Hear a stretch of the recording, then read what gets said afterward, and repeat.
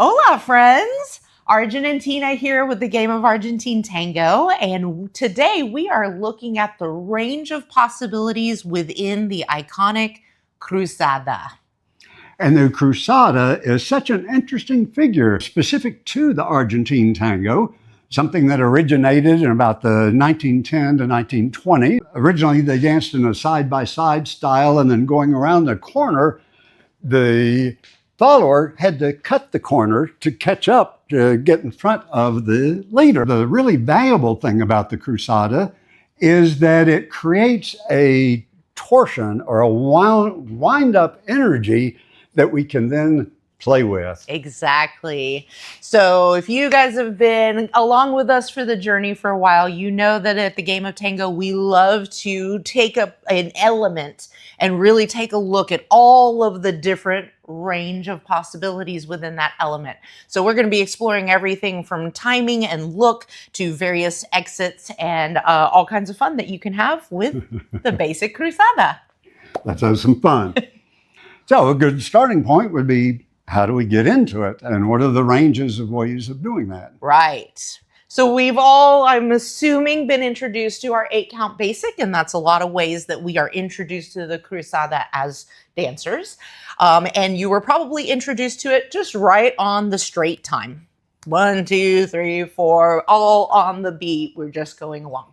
Right. I think we've also demonstrated you can always also do it at any time when you're walking. Mm-hmm. Simply step outside and then invite the partner to come back inside. Exactly. You know that we love to look at the very, very fast end of a range and the very, very slow end of the range of a movement to really bring out different elements of it. So we encourage you guys to break out of your basic timing, just doing everything on the beat, to something where we would use our half time to create a little bit of drama.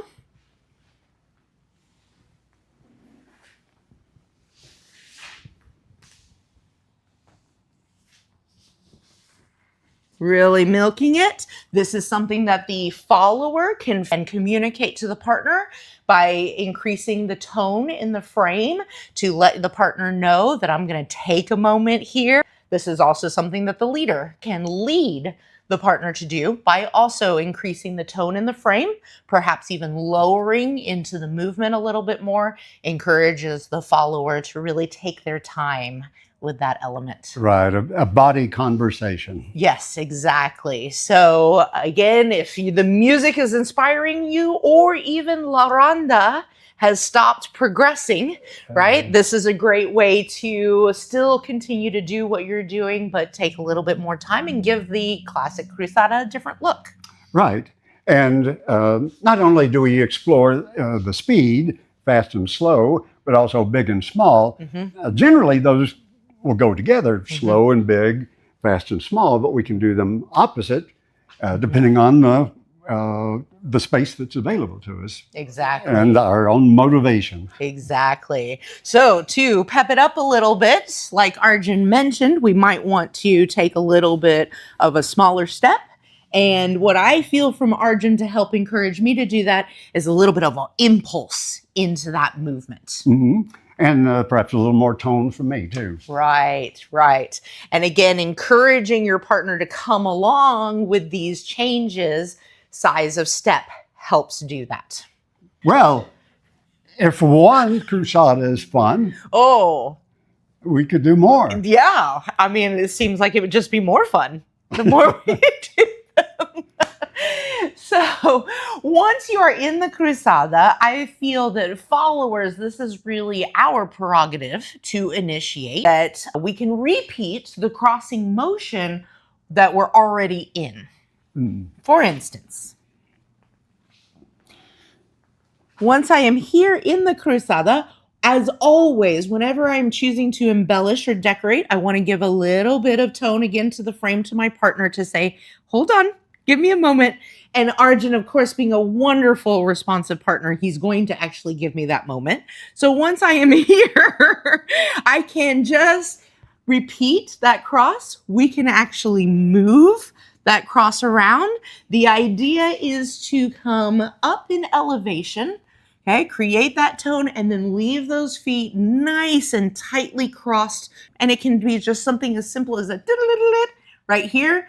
Let that motion relax. Let that tone relax to let your leader know I'm done doing what I'm doing. We may proceed. Ready to resolve. Exactly. Okay. That's a fun one, especially if you're highlighting a little trill in the music. Again, if you're not able to travel, it's a fun little thing to do. And let me suggest a repeat that is led. Yes, yes. Where we can do a full... Hi. Hello.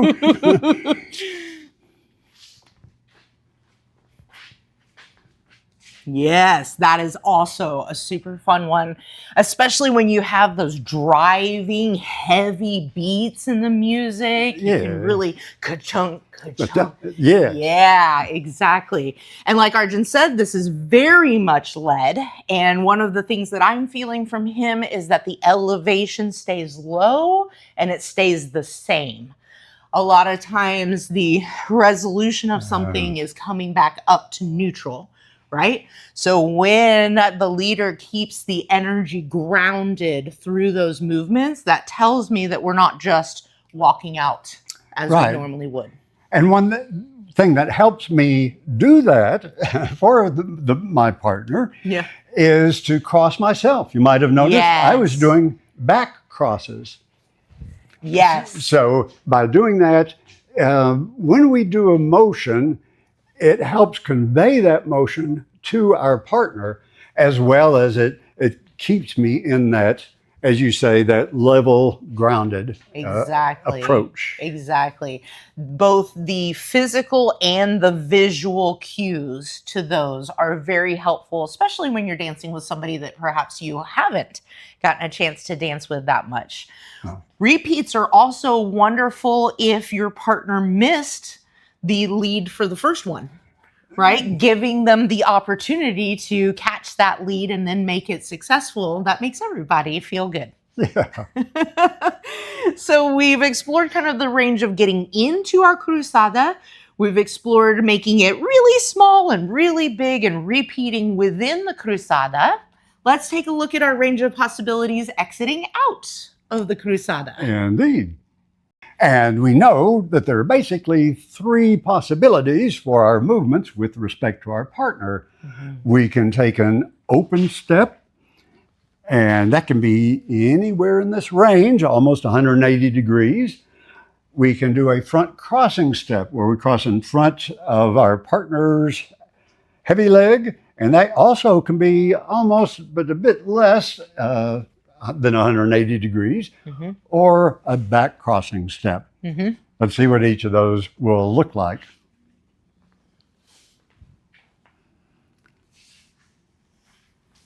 So we can do an open step that they call a side step. Right. And it makes for an easy cicada. And we've got all of this range, something we don't often see, but what can be fun, that open step can come right towards us where we can do a follower cicada. An unusual one, but very fun. And now for the front cross. This is an iconic exit. I feel that a lot of times this is one of the first exits that is taught other than the basic exit. Yes, your front cross, classic. Most people bring it right down the side, just the same as Arjun did. But you can also, like we talked about, play with the angle of that front cross.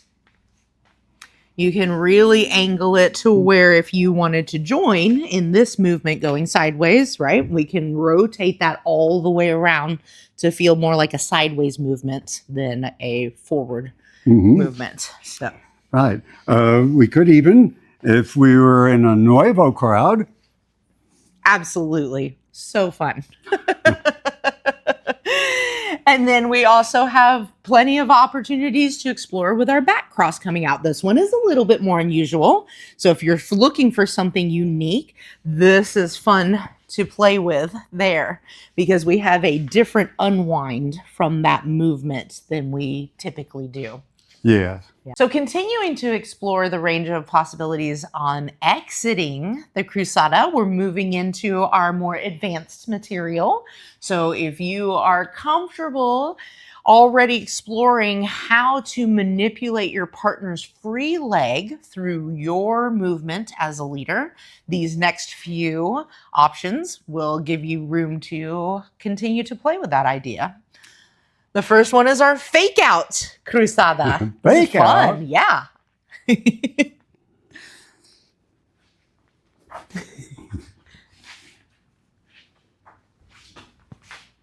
Yes. So, as you saw, fake out in the sense that Arjun is not allowing me to even think about completing the Cruzada. Right. Not allowing the weight to settle on the light leg that's coming across. Uh, Suspending our partner, if you will, Important. and keeping Yes. the weight on the heavy leg side so that the crossing leg stays free. Exactly. That is going to be the key that really makes this feel fun and successful is right here. Arjun is again creating a boundary behind me that even prevents me from wanting to commit to that leg. And as you can see, you can sit and repeat that movement several times if the music is compelling you to, always. But that is a really fun way to have that secret communication that people envy, I think, so much in good Argentine tango dancers. It's like, how did they do that? Yeah. Yes. So you can play with not even getting into the cruzada at all, a nice little fake out movement. And then we have the opposite of that. Yes, the other side, where we allow that weight to come to us and then recross on the other side. So a fun Volcada movement where you are leaders taking your partner off axis, which is very important. So we do want a Let's see, closer. would it be demonstrate better this way, maybe? We do want to Line up. maintain a closer frame, a closer embrace with this one because we are going to be using each other to balance off of each other.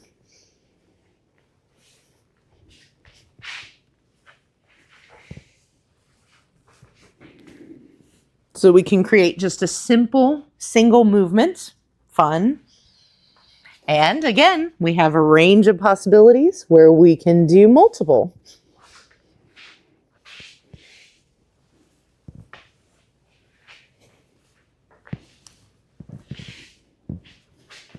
And even include a fun little leg wrap if you so choose. Important things to remember is that we want both of our upper bodies coming towards each other, even though we are taking the follower off the axis. Leaders, you still want to provide a complementary connection so that the follower feels Right, and I like the stable. way you're showing that, where all the bones are stacked on each other. We're creating a long line and not collapsing. Exactly.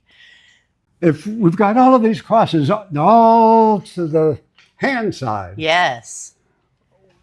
you think we could do it also to the arm side? I know we can, especially since that's one of your favorites. It is more of a challenge because space, remember, was part of our parameters for being able to give the cruzada. Okay, so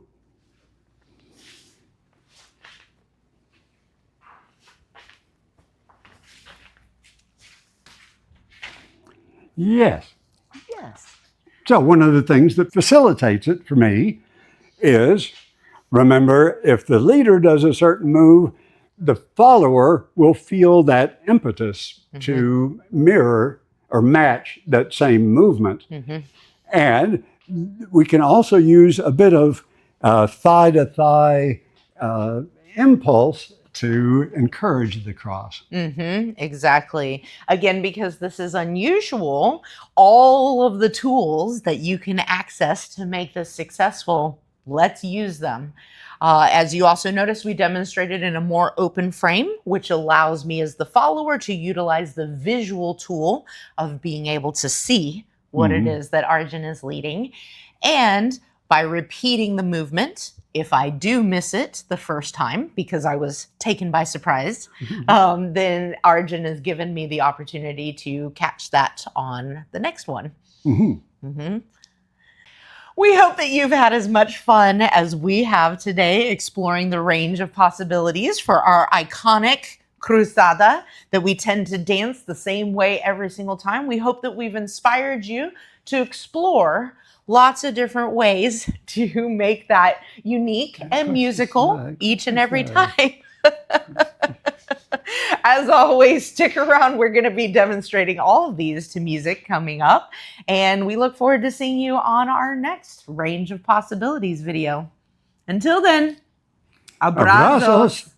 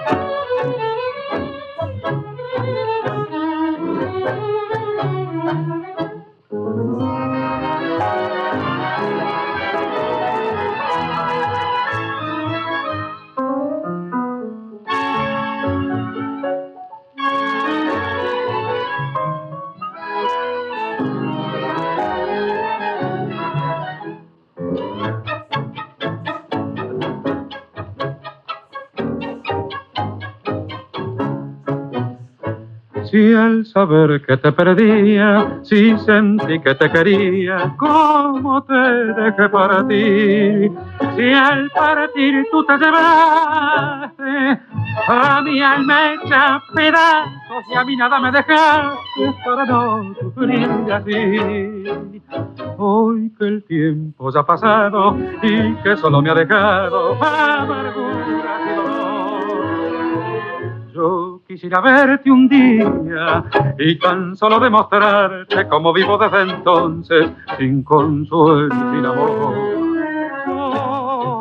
Solo, espantosamente solo, apurando en la copa de la vida el sinsabor, pena de arrastrar esta condena que me mata y que me quema este triste corazón frío.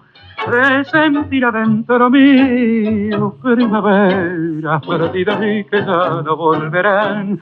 Miedo de saber que solo quedó días nuestros que se fueron y ya no retornarán.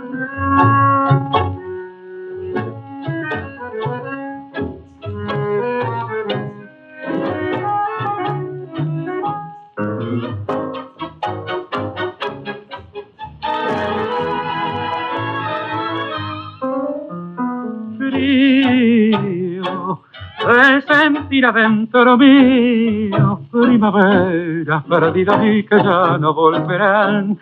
Miedo de saber que solo quedó días nuestros que se fueron y ya no retornarán.